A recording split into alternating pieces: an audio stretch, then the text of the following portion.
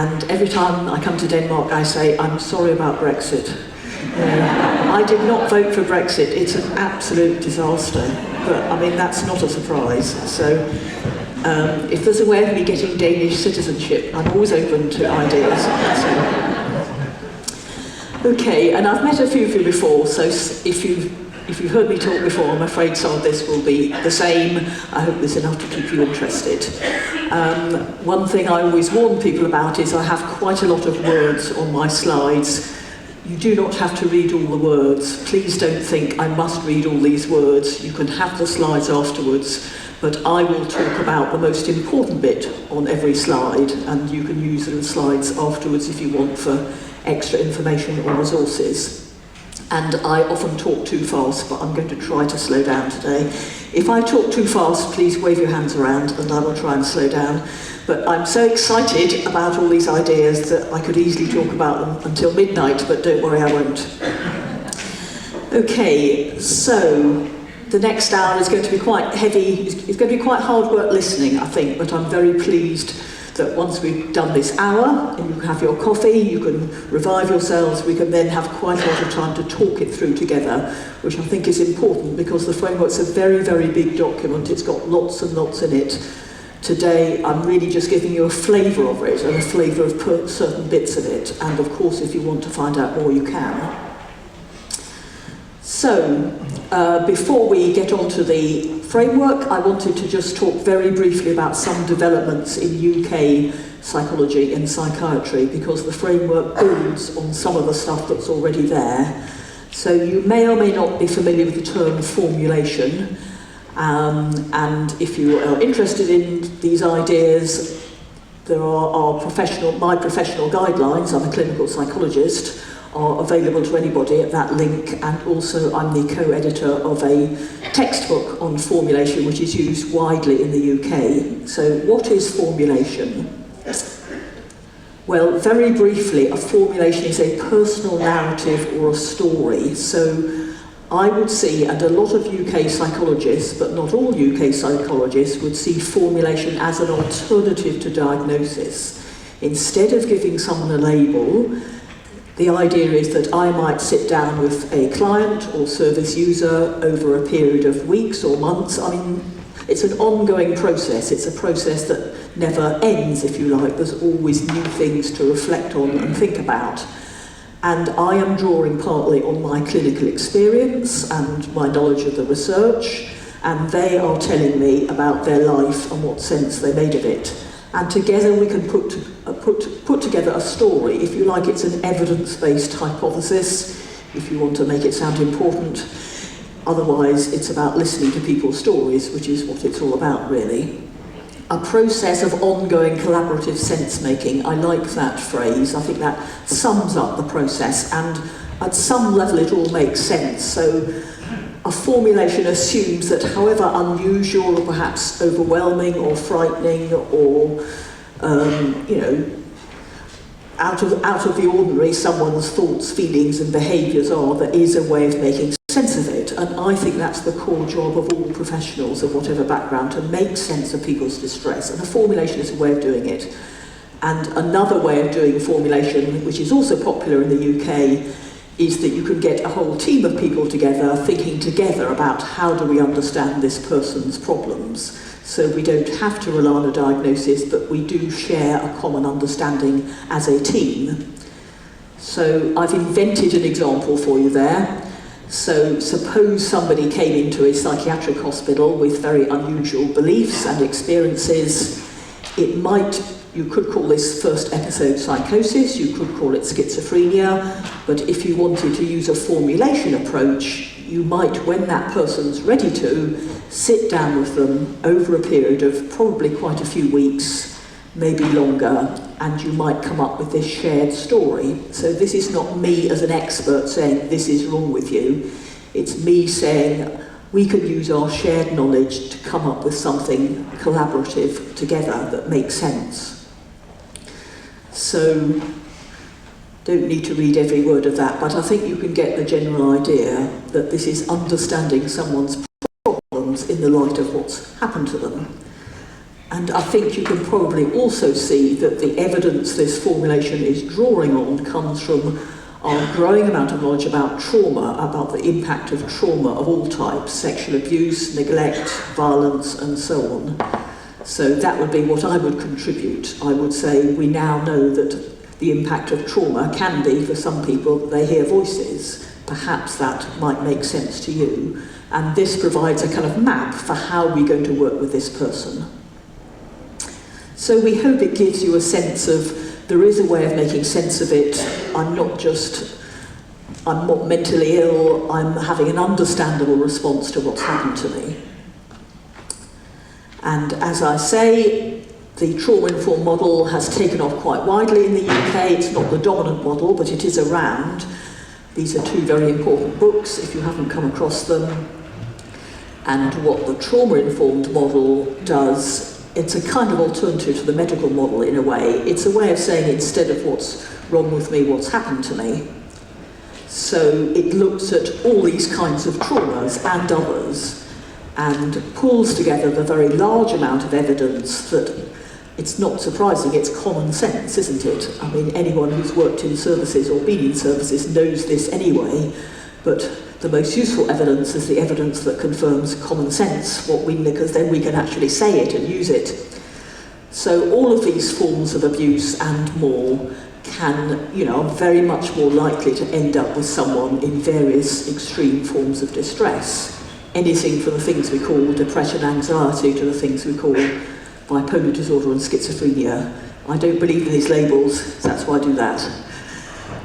Okay, so at least some people in the UK would say best practice is formulation-based and trauma-informed. There have been one or two official documents in the UK saying we need to move towards practice that is formulation-based and trauma-informed. And I very, very much support that and agree with that. So, of course, you can understand formulation in different ways. Some people think it's something you add to a diagnosis. They're wrong, it isn't.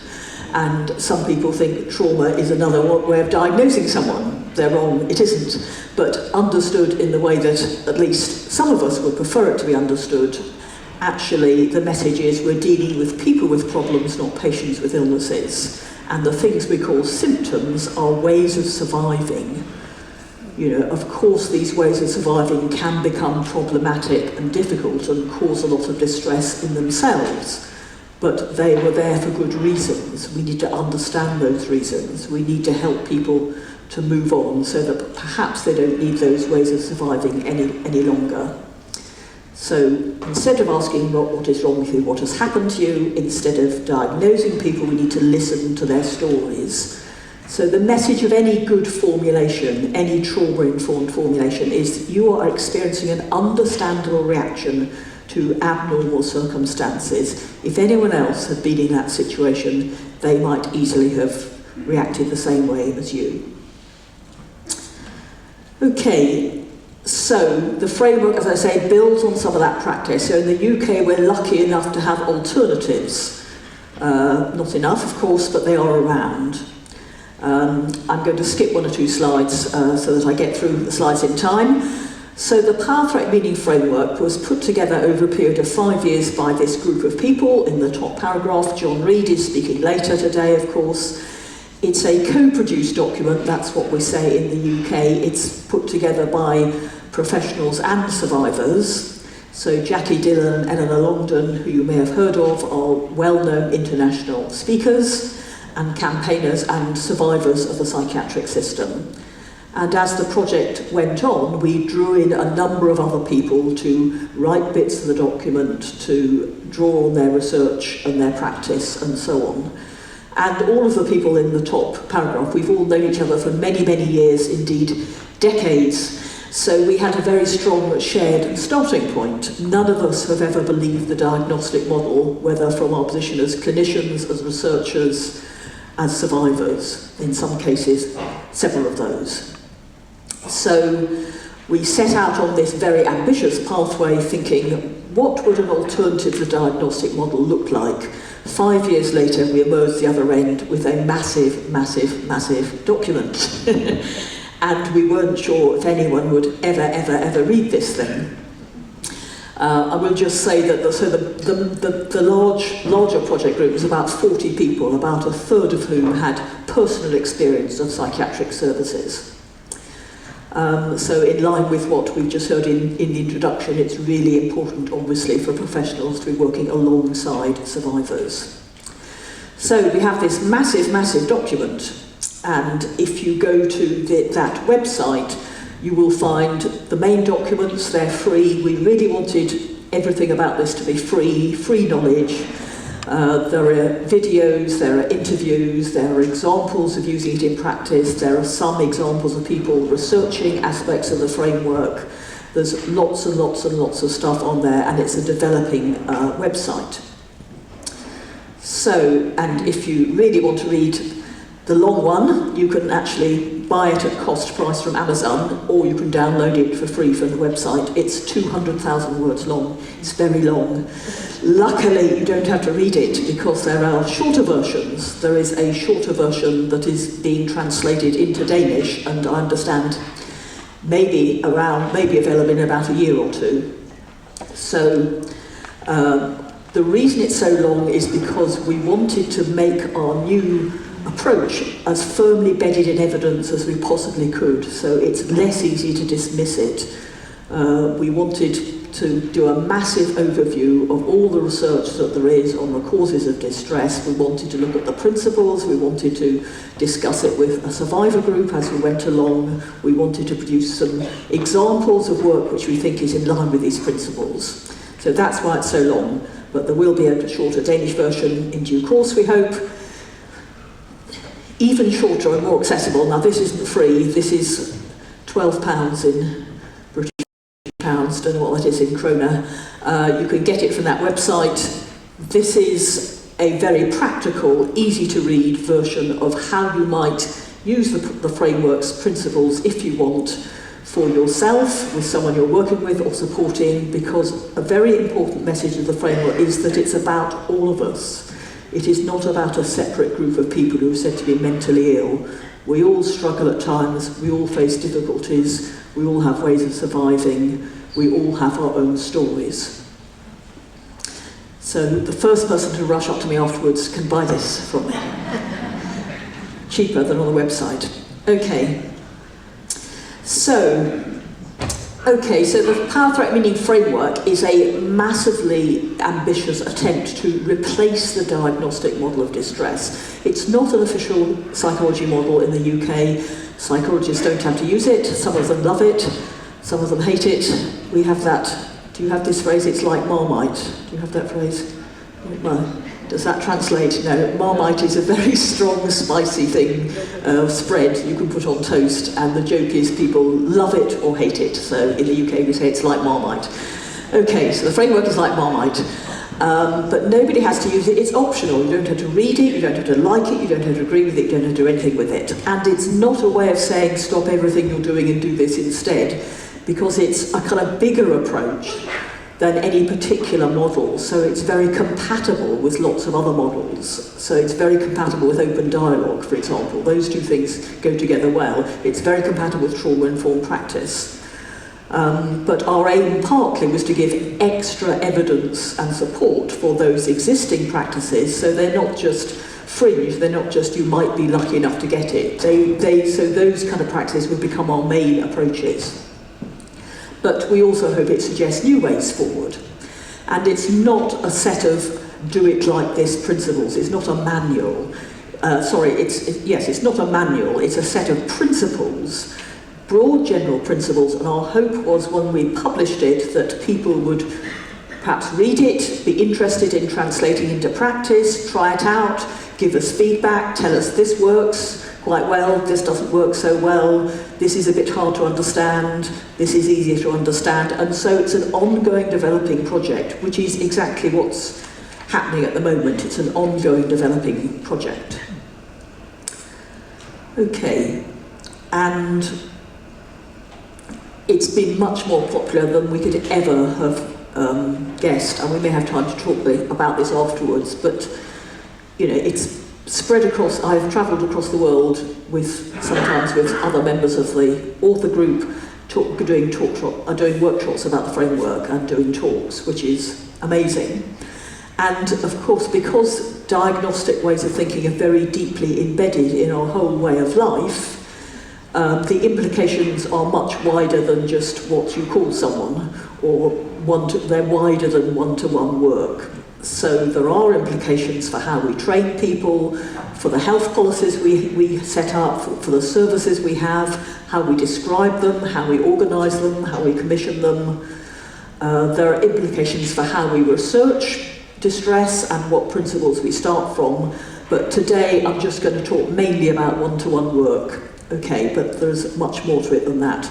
Interestingly, when I was in New Zealand, they are in the process of setting up a commission to reform their mental health services, and so they've got a number of documents suggesting how things could move forward, and one of them, in fact several of them, include the power threat meaning framework. So it is influencing policy at some quite high levels, we hope. And not everyone likes it, and there's been quite a lot of unpleasantness on social media. Might talk about that later. Okay, people don't have to like it. Okay, so finally, getting on to what is the framework. It's about moving away from what Mary Boyle, who's the other lead author, has called the DSM mindset. In other words, it's not just changing labels, it's a whole way of thinking that needs to change. So we have been told, and many of us have taken on board, the idea we can understand what goes wrong in people's lives in the same way as we can understand what goes wrong in their bodies, and that somehow emotional distress can be understood as a medical illness. Now there is, I would say, no evidence at all to support that, and in fact what we see is that the results of that are in the long term very damaging. You know, on the whole, mental health services create, not cure, disability. Now that's not the personal fault of the people who work in services. You know, I've worked in services for many years.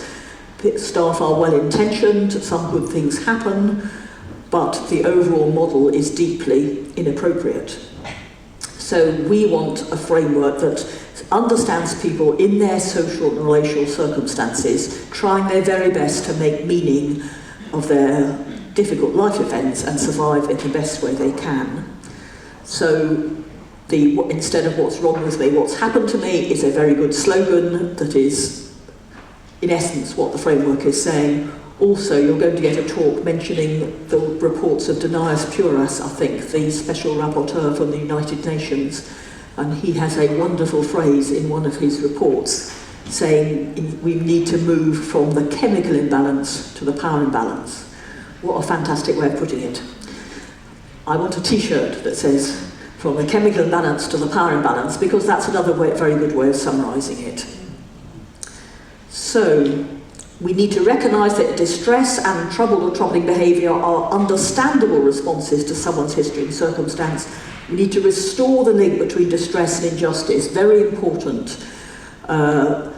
Individual, personal distress, family distress cannot be fully understood unless we look at its roots in social inequality and injustice. Help people to have more access to power and resources within obvious limitations. Create validating narratives. Very, very broadly, we are saying diagnosis should be replaced by narratives. But we don't just need formulation, so this is where we go beyond formulation-based practice. Formulation is a kind of narrative, it works quite well in services, but human beings throughout their history have made sense of narratives. Human beings are storytellers and meaning makers, and any narrative that makes sense and is healing to you or to a community, and of course across the world in places that haven't been taken over by diagnostic models, narratives are still used for healing purposes. Any narrative that makes sense in your setting and your culture is appropriate and welcome. And ultimately it's about promoting social action. We cannot solve distress at a one-to-one level.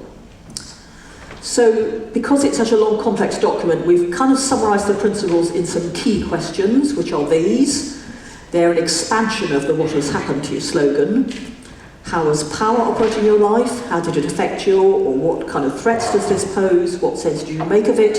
What is the meaning of those experiences to you? What did you have to do to survive? What kinds of threat response are you using? And if you want to, you could add or start with what are your strengths, and to pull it together, what is your story? So this is really, really, really not a new form of assessment. Okay, so you don't have to use those questions in those words in that order. This is adaptable, but these are areas we need to consider, and we can consider them using those questions as a very rough structure if we want for a narrative that could work at a one-to-one level, family level, group level. You know, there are some people interested in looking at how these narratives, how these questions might work at a whole community level. What kind of threats is this community facing, and so on. Rough structure, and these questions, they're not separate questions. They are, you can't think about power without implying threat. You can't talk about threat without implying meaning. So I'm going to go through fairly briefly those questions, just so we get a flavour of them. Okay, so how is power operating in your life? What has happened to you? So in the framework, we wanted to put power up first and foremost in our thinking, because a consideration of power is what is missing by definition from diagnostic understandings. A diagnostic understanding is saying, you know, the origins of your problems is within you, as an individual, perhaps within your brain or your brain chemistry, completely unproven, as no doubt John will be reminding us later. And also, many psychological theories are, in our view, too individualistic. So they are saying the problem is you need to tweak your negative cognitions. You know, a narrow version of CBT would say that. Not all versions of CBT would say that, of course. So it's not just about criticising and providing alternatives to diagnostic understanding. This is about any understandings that are too individualistic and narrow, including psychological ones. So we want to put this back, and everything else follows from that. And you don't need to read this writing, but we have roughly put together a possible way of looking at the different kinds of power that may be operating in all of our lives. So some of these we're used to thinking about if we are therapists, and particularly if we're influenced by the trauma-informed model, we are used to thinking about interpersonal power. We are used to thinking about the various ways that tragically people can hurt and neglect and abuse and all the rest of it, behave in damaging ways to each other. But too often I think we neglect to look at all the other aspects of power, and this is particularly true for people who end up in services, who are very likely, for example, to have very little economic and material power, may be struggling to pay the bills, may not have anything anywhere decent to live. Coercive power, of course, coercive power is used in services and may very well repeat the traumatic experiences people have already had. These are overlapping forms of power, of course.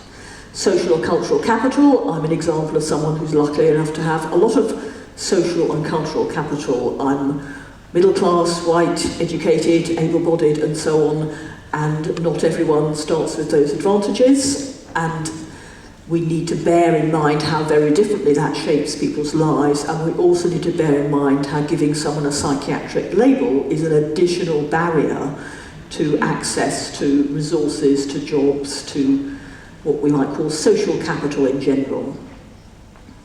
So we need to think about all those forms of power, but we also need to think about ideological power.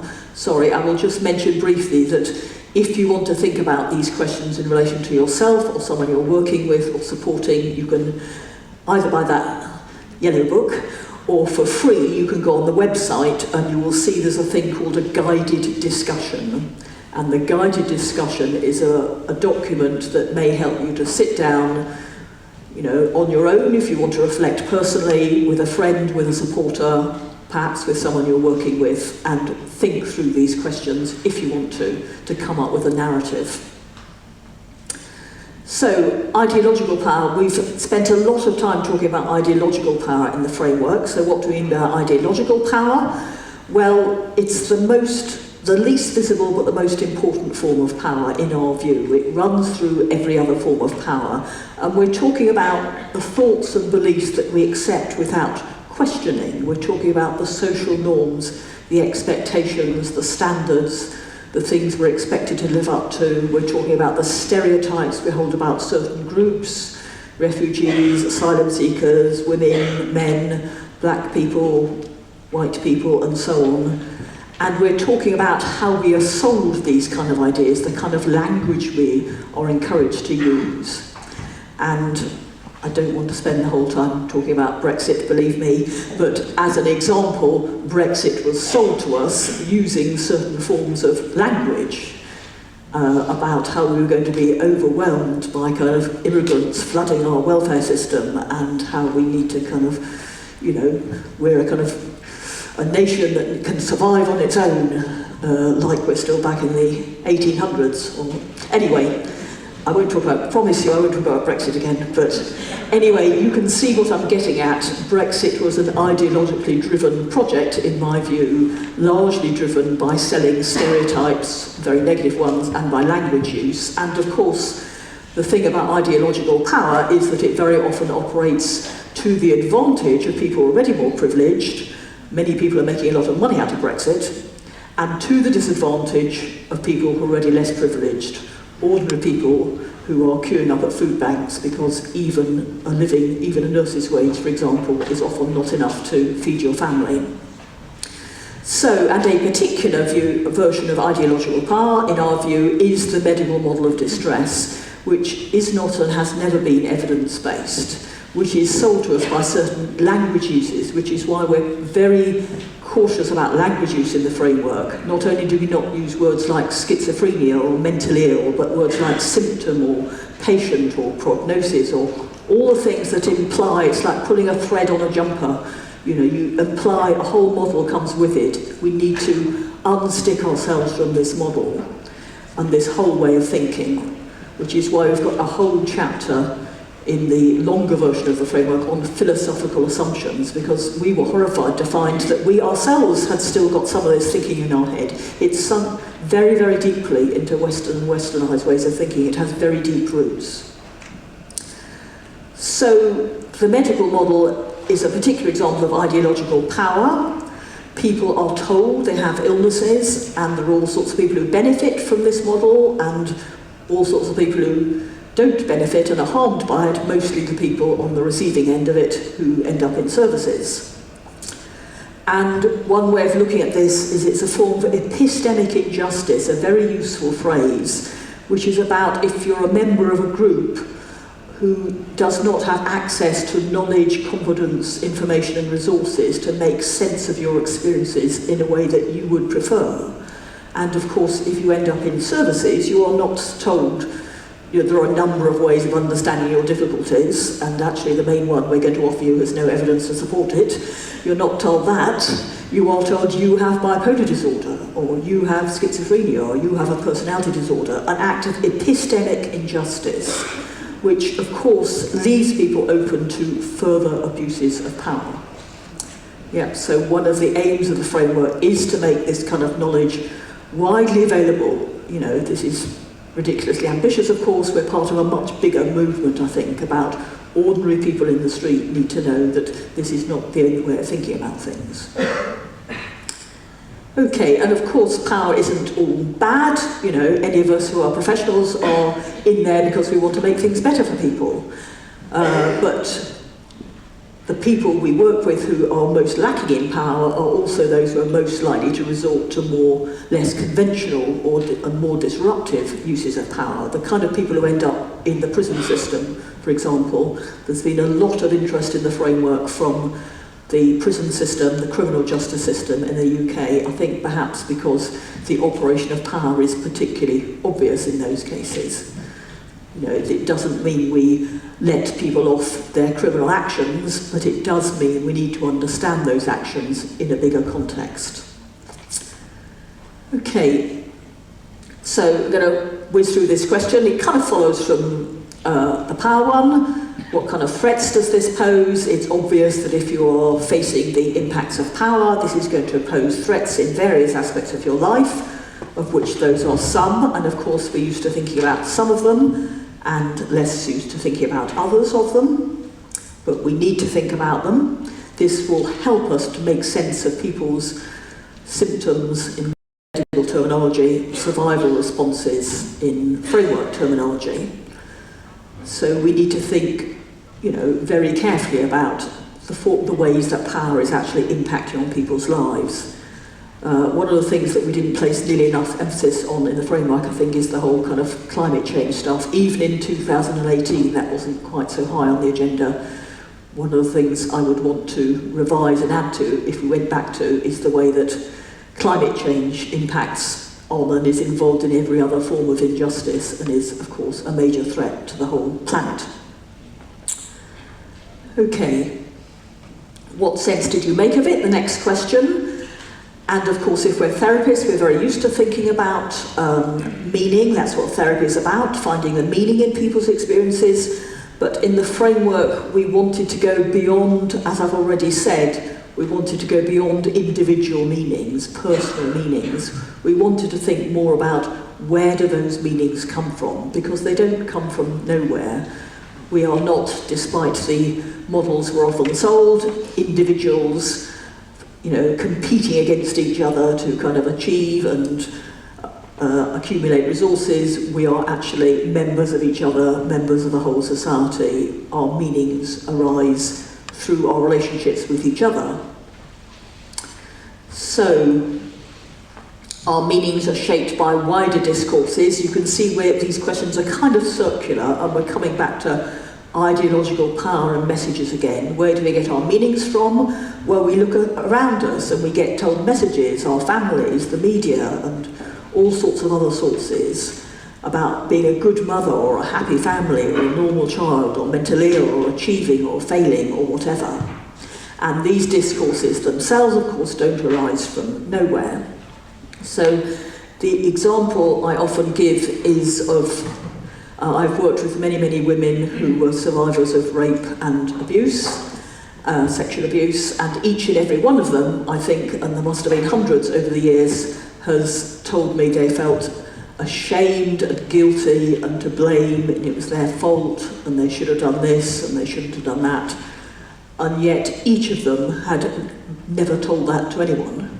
So is that just a coincidence? Well, of course it's not. They have picked up those meanings from everywhere around them.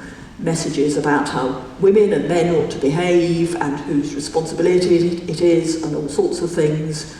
And we end up in a situation where we are actually largely unaware of the very, very, very high incidence of routine abuse and harassment and violence in women's and girls' lives, because there are lots of ideological pressures to kind of turn it into what feels to that woman an individual problem that's her fault.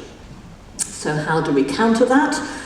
Well, in ordinary therapy, and this can be very helpful, of course, you would talk it through with someone and say, well, actually, have you thought of it like this? And actually, you need to drop some of this guilt and shame, but it's much, much more powerful to get into a group. In my previous clinical work, we set up groups for women survivors of sexual abuse, where each woman could see the other woman across the room saying it's my fault, and so she can think, well, of course it wasn't your fault. So then she can think, well, perhaps it wasn't my fault.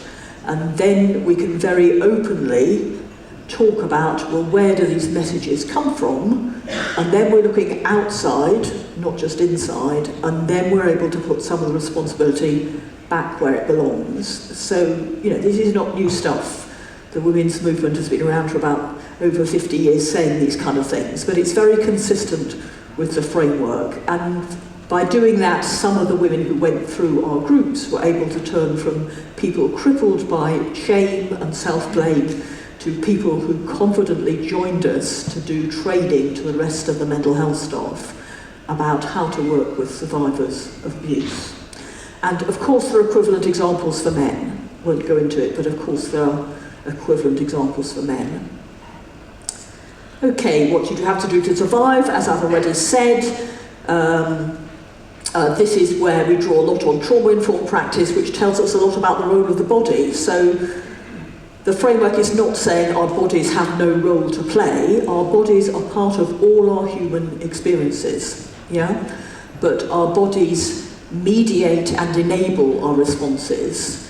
It's not a simplistic causal chain. It's not my low serotonin causes my depression. It's the difficult events I've experienced affect my body, and that becomes part of my survival response, yeah?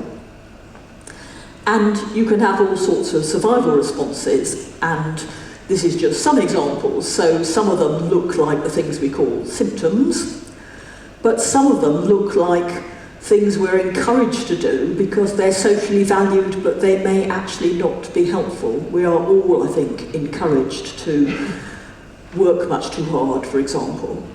And any of those, it depends on the person and their situation, but we can think of any of those kind of reactions as, for that person in that situation, perhaps being a threat response. It's certainly my threat response. If I am feeling overwhelmed by life, I'm quite likely to spend 5 hours in front of my computer. It's not a healthy response, although it could be a worse one, but actually it's best understood at some points, for me, as one of my threat responses. Okay, and threat responses vary across cultures. So in westernised settings, we're encouraged to use certain threat responses, aren't we? But because threat responses are shaped by meaning, they're going to vary across cultures, aren't they? Some threat responses are going to be more available to us than others. In westernised countries, particularly for young women, a very commonly available response, if you like, because we see it, hear about it, read about it, is restricting your eating in some ways. In some cultures, that would not be the case. Okay, so restoring the link between threats and threat responses, a main purpose of the framework. The idea is that by the time you've worked through this narrative, then it becomes increasingly obvious that the threat responses arise for very good reasons because of the threats. And another way of saying the same thing is restoring the link between personal, family, community distress and social injustice, inequality. Trace almost anything back far enough and you will find that actually this is the result of something that needs wider action. And of course this is the opposite of psychiatric practice, which pulls those two things apart by saying you have a diagnosis, and as soon as you sever the threat from the threat response in that way, you're off down the medical model pathway. And it isn't always easy to link the threats with the threat responses. It isn't always obvious. As I've already said, sometimes, particularly when people come into services, the way they are reacting does seem very strange and not part of perhaps the usual experience of most of us. But it's really, really important as professionals that we work hard to make those links. And that may be difficult because people may have experienced lots of abuses and they may be using lots of threat responses, and perhaps they've only told us half their story, and all sorts of things may make it difficult to make those links. But there's no excuse for not trying. But there are barriers to trying. There are barriers to trying, and the biggest barrier is if we approach people with a medical model diagnostic assumption in our head. Because as soon as we apply the diagnosis, we've lost 3/4 of the story. Indeed, we've blinded ourselves to seeing it. And even worse, we are blinding the person themselves from seeing it. Yeah? Okay, and why does that happen? Well, won't go into it in detail, but psychiatry, by which I do not mean just psychiatrists, I mean the whole system. Many psychiatrists in the UK have been very supportive of the framework, and we're lucky enough to have a large group of psychiatrists who are just as critical of diagnostic models as I and my psychology allies are. But what is psychiatry? Therefore, as a system, well, I mean, in a nutshell, there have been many critiques going back for decades saying that really the mental health system is there to sweep up society's casualties, label them as having mental illnesses, and then we can all carry on as before. Okay, so disconnecting threat from threat responses. I understand you're going to hear about the mental health impact of COVID. This is one of the things that's annoying me at the moment, although I have to say a lot of things annoy me, but this is just one of them. So in the UK we've had a lot of these newspaper articles about how we're facing a tsunami of cases after lockdown. The entire world is going to be mentally ill, apparently. So I do not want to deny in any way that some people have suffered a lot, although in fact research shows that about 10% of us are feeling a lot better. Anyway, if you look at the actual research, it says that the people who are suffering most are people who have most reason to suffer. They're people who do not have enough money to live on. They're people struggling to bring up young children, perhaps without access to gardens or childcare and so on. So does it make sense to call this a mental health problem? So I wrote this article saying, in ordinary language, people with more to be exhausted, depressed and anxious about are feeling more exhausted, depressed and anxious. However, the general picture, and this is true, generally the population seems to be doing reasonably well in difficult circumstances. You know, within that there will be a small number of people struggling very greatly, of course, but they will be struggling, the research tells us, for very good reasons, for which the answers are not more labels and more pills. The answers are more financial security, for example, and perhaps more childcare support.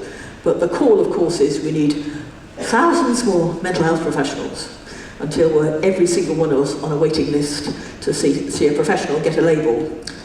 Okay, so that's one example. There's a lot of stuff about ADHD around at the moment, as you may know, and I find some of the stories about people saying that they finally felt relief from identifying themselves as having ADHD quite upsetting, really, because there's a common theme about I felt I was failing at normal, I was a failed version of normal, and now I realise it was ADHD. But nobody, it seems to me, is questioning, well, what does normal mean? Maybe these are unrealistic expectations. You know, maybe it's not surprising you felt like this. So this would be very much the area of the framework, the ideological expectations that people who are, young people, for example, who have comfortable homes and have not suffered obvious traumas and have a good life ahead of them may still be feeling very, very distressed. And unless we look at what we're expecting of them, unless we unpick normal, we'll find it very hard to understand that. Okay, so this is an extract from a book that I wrote in 2014, a straight-talking introduction to psychiatric diagnosis, new edition coming out next year. It is no wonder that people are left with a sense of not fitting in when neoliberalism dictates a narrower and narrower range of acceptable ways of how to be a human being. There are few things more painful than feeling excluded by the social group. We have eroded the sources of secure identity that once used to protect us. So I think this can help to explain the relief that people may experience from receiving a diagnosis. Suddenly there seems to be an explanation for feelings of guilt, failure and self-blame. But like some women who came to our sexual abuse survivor groups, we don't have to offer a diagnosis as the only way to relieve guilt, failure and self-blame. We can offer an understanding which partly needs to look at the expectations of the societies that we're all part of. Okay, I've got a couple of very brief aspects of the framework I'm going to talk about before. You're all doing well, and it looks like everyone's still awake, so that's very, very good. Okay, so I'm only going to touch on this, but one of the things the framework does is to try and put together sets of what we've called meta-narratives, bigger narratives that are bigger than individual ones. We've called them general patterns. So the idea of a diagnosis is it identifies a pattern. You know, in general medicine, if your doctor tells you have diabetes, what they're saying is we've identified a pattern of things that aren't working quite well as they should in your body, and your symptoms are an example of that bigger pattern, which we know quite a lot about. So the equivalent for people in distress would be something like, we have put together a personal story that makes sense to you, but actually we can also recognise that your story is your own version of actually a bigger and quite common story that a number of people in your situation, have also felt. So the patterns, if you like, are looking at the threads of meaning that run throughout society, which, it's like a river with currents in it, which we're all part of. This is not a pattern we've got to slot you into instead of having a diagnostic label. These patterns have loose edges, they are evolving because they're based on meaning. Meanings change over time, meanings change across cultures, but nevertheless, when we've developed some more of these patterns, we hope this would be a helpful way for people to think, well, now I've read this general pattern, I can see, actually, it's not just me. For example, all sorts of women who are survivors of rape have said they feel rather the same as I do.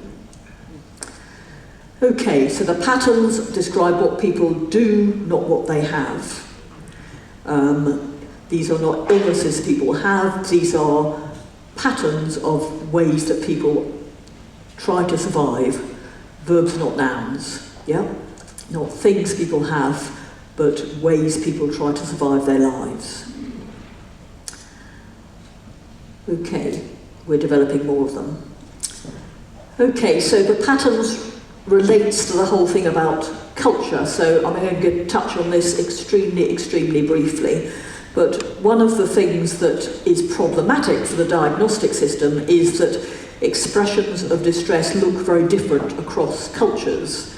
If you look at certain cultures within the UK or beyond the UK, you will find things that look very unusual if you have a medical westernised perspective.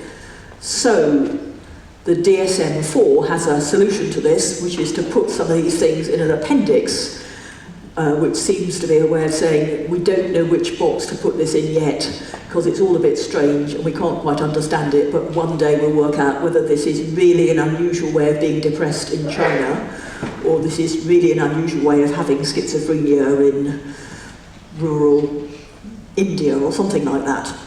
So the framework does not have the same problem because the framework is saying that all our expressions of distress are shaped by meaning, and meaning itself is shaped by the culture around us. So of course there are going to be different patterns of distress. If you look back in time, if you look across cultures, we can accept that. There is no universal set of patterns. There will be no universal set of narratives or patterns. As soon as we accept that, we get out of this trap. But what's happening at the moment is that the global mental health movement is exporting the Western diagnostic model across the world in a way that I think is extremely damaging. We're not sending missionaries to convert people to Christianity anymore, on the whole, but we are sending drug company reps and their professionals to convert people to the medical model. Actually, I think that's much more damaging. And the framework, in contrast, would say something very different. So when I was in Australia and New Zealand doing some workshops on the framework, particularly in New Zealand, I asked if I could do a 2-day workshop in Auckland in New Zealand, in which the first day I presented the framework. The second day there were some Maori people, clinicians and elders, who presented their understanding of distress, which of course is very, very, very different from mine and from most Western understandings. It's based on creation myths and the stories of the gods and how they interact with each other. So, and interestingly, in New Zealand there are some clinics which you can choose to go to which offer a Maori-based understanding of distress instead of a diagnostic one. Really fascinating stuff. So two very, very different ways of looking at distress from two very, very different cultural perspectives, and yet at a very basic level there seem to be some similarities because both of them were narrative-based. The framework is narrative-based, Maori understandings are narrative-based. And one way of looking at Maori creation stories is that they are about power, threat, meaning and threat response in some ways, because these are universal human dilemmas expressed very differently. So the framework is not saying, it's not saying Maori people need to use the framework, it's not saying that at all. It's saying that if a Western default model was the framework, we would be approaching very different cultural expressions of stress with respect and with a desire to learn from them, not a desire to impose our own version on them, which, as one UK psychiatrist has said, is really another version of colonisation. So, if you want to read those blogs, they're there. That was one of the most fascinating experiences in my professional life. So the framework actually tries to go beyond the traditional causal factors. So we've talked about including the role of abuse and neglect and all the rest of it as trauma-informed practice do. That's really, really, really important. We've also talked about ideological power, but we need also to look at these much wider aspects. Histories of colonisation and intergenerational trauma, which of course are particularly relevant to many Indigenous people. You have your Indigenous communities in Greenland, don't you? And I'm not familiar with that culture at all, but if they're like every other Indigenous community around the world, they will have high rates of mental illness. Well, it seems, it seems so obvious why that should be, doesn't it, for any Indigenous community. Loss of identity, culture, heritage and land, and a set of principles which we in the West have lost, I think. We've lost a sense of being part of the social group. We've lost a sense of having a relationship to the natural world. From Westernized perspectives, the natural world is there for us to exploit. That's partly why we're in the climate change crisis we are. We actually have, when I say we, I'm speaking for myself and other white Western people largely, but we have so much to learn from people who have very different traditions. So this was a comment by a Maori psychiatrist I met in New Zealand, that the framework can act as a distant cousin, and she was someone who set up one of these clinics where Maori understandings are offered as an alternative to the diagnostic model, and I really liked the idea of the framework as a distant cousin. Okay, so I've got 10 minutes, I promise I'll end on time. I'm going to look very briefly at 2 examples, and they're only 2, of how the framework might be translated into practice. Okay, sorry, that's my final mottos. Storytelling and meaning-making, universal human capacities. The restorative power of truth-telling. Recovery is a process of reclaiming our experience to take back ownerships of our own stories. I think those are profoundly important things to remember. The framework hasn't discovered that. The framework is largely based, 95% of it isn't new. We've put it together in a way that I hope is a more powerful and relevant way of putting some of this stuff together, and I hope reminds us of many things that we have forgotten. So I'm going to talk about, very briefly, 2 examples. So first of all, we've been very, very pleased that the framework has been taken up quite spontaneously by some peer groups in the UK who came across it and decided this looks interesting, and decided in a couple of cases to set aside weekly meetings to discuss each of the core questions between themselves. How might power be operating in our lives? And this is an extract from one of 2 articles by 2 different peer groups, which you can find on the website. So Amanda Griffiths is someone who facilitates a peer group in the north of England, and she and her peers talk to the framework week by week, and she herself decided to use it to think about her own story, and she's very kindly agreed that I can use this as an example. So again, if there isn't time for you to read all the detail, you can have the slides, obviously. But in thinking about the role of power in her life, this is what she came up with. She is the survivor of many traumatic experiences. Not at all unusual in services. Not only had she had a very difficult life already, but she came into services and was further traumatized. And the story she was given, if you like, was she had a personality disorder. And in order to survive, she had to kind of be a good girl within the psychiatric system. Okay. So I'm sure each of those power abuses implies many, many others, doesn't it? But that it could probably be an awful lot longer, but that's the summary of it.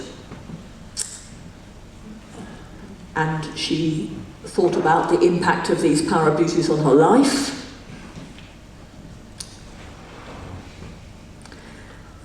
You can see from this she's actually read a lot of trauma-informed stuff, which she's found helpful in making sense of her experiences. So she's talking about the impact of trauma on her mind and on her body, and how she has not been given the opportunity to tell her story.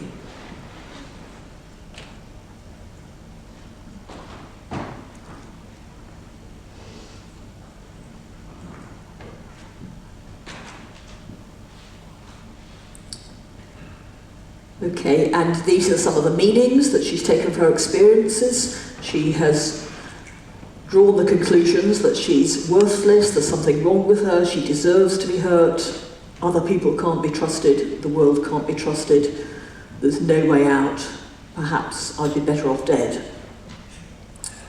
Okay, and I would hope that as she continues to reflect on her narrative, which I know she is, that some of those meanings might change, but this was true at the time.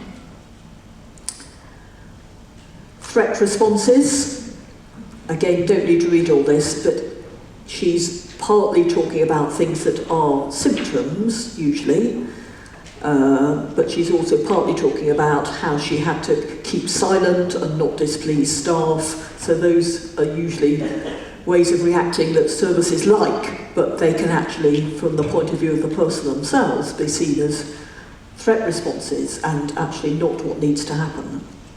So she dissociates, she has trouble sleeping, she sometimes controls her food, she uses alcohol. And not surprisingly, she's very distrustful of people. But she also acknowledges that she has many strengths. She understands a lot about trauma, for example. She gets a lot of support from her peers. She has a lovely family who support her. And she's met some professionals who've listened to her and helped her. It hasn't all been bad.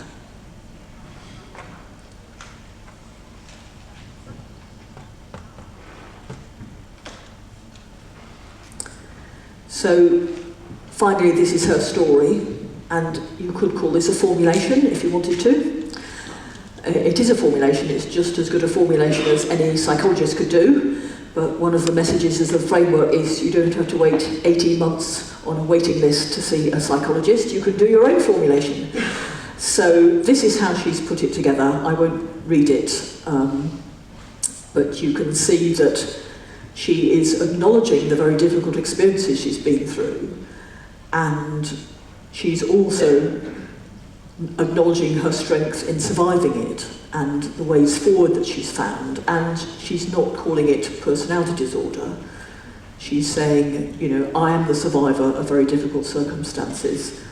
I have a lot of strengths, and actually I can now see a way forward. So I'm delighted to say that Amanda has joined the Power Threat Meaning Framework Committee, which is a group of people set up to take the framework forward, a group of mainly psychologists, but we have survivors on it as well, and she and her peer group now offer training in the framework, so that is great. That's exactly what we would hope. That it's very important to work alongside survivors to take these ideas forward. Okay, and my final example is from, it's the biggest example of using the framework in services. So it's in a large London trust, Central North West London Trust, which started a pilot study on 2 inpatient wards, and it's now spread out across 14 inpatient wards, and they're introducing it into their community teams and home treatment teams. So it started, I think I've got 2 minutes. It started in 2017 with a very medical diagnostic-based system, low staff morale, high levels of seclusion and restraint. And I haven't got time to describe the project in detail, but it's a mixture of trauma-informed practice and power threat meaning framework ideas. As I said, those 2 things go quite well together. So the staff have been offered a lot of training in trauma-informed approaches. They've developed materials to support people on the ward, to help them understand their threat reactions and trauma reactions and so on. And the way they now seek to understand the patients on the wards is by having meetings in which they think about the power, threat, meaning and threat response aspects of those people's lives. So the meeting goes through those. It's, as you can see, that's the kind of rough structure of the meeting. The staff meet regularly. Each meeting is devoted to a particular person's difficulties, and the story that they develop is based on the core questions of the power threat meaning framework. And they're evaluating as it goes along lowest levels of restraint and seclusion in the trust. 100% of staff found this very helpful. They are now the most satisfied staff in the trust. Better understanding of mental health difficulties, and this is what it's all about, of course, that this is a small group so far, but the people who have been asked are now saying that they found the help they've been offered much more useful to them. So, I think I'm bang on time, and luckily we've got lots of time to discuss this, so thank you very much for listening.